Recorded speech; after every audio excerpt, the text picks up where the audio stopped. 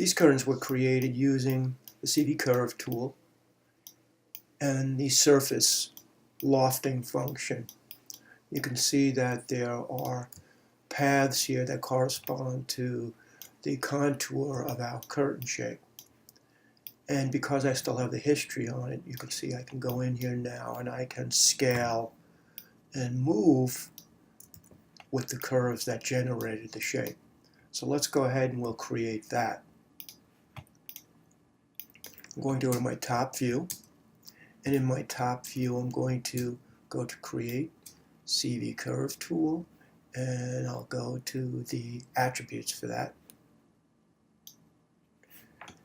And I've got it set for 2, and I'll start to plot some points here.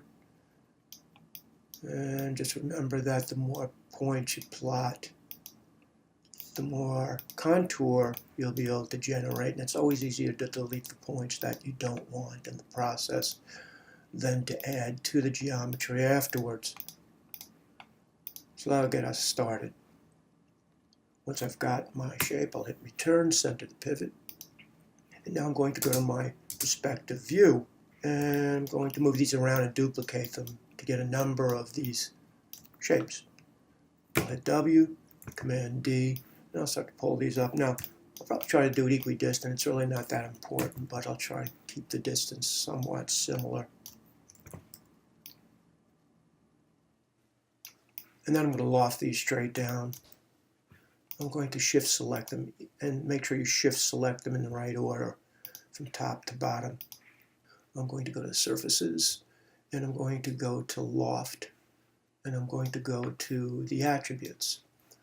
Now when you first access the loft tool, reset everything, you'll see that section spans. This is the number that we're interested in. I'm going to leave it as NURBS because it will always give us a softer contour than poly would unless we smooth afterwards.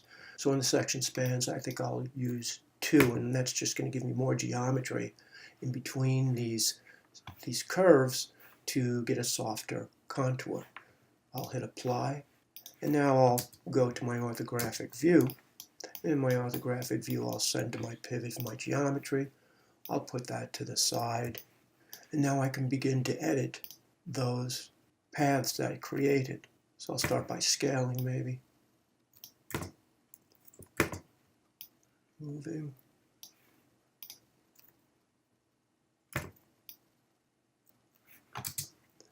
And you can see how quickly you can kind of generate what you want there. Perhaps I want these to come out a bit. Now once I've got a general shape that I want, I can always select the geometry, right click, use control vertexes, and not unlike what we did with the NURBS surface, I can start to customize this a little bit until I get what I want. Now I'm going to mirror that. I'm going to hold down D. I'm in my orthographic view, and I'd like the curtain to be mirrored on that axis, again that x-axis. And because I've got it set already in my surface, my edit duplicate special, I could either go to edit duplicate special and click on it, or I can hit Command Shift D, which is the quick key for duplicate special.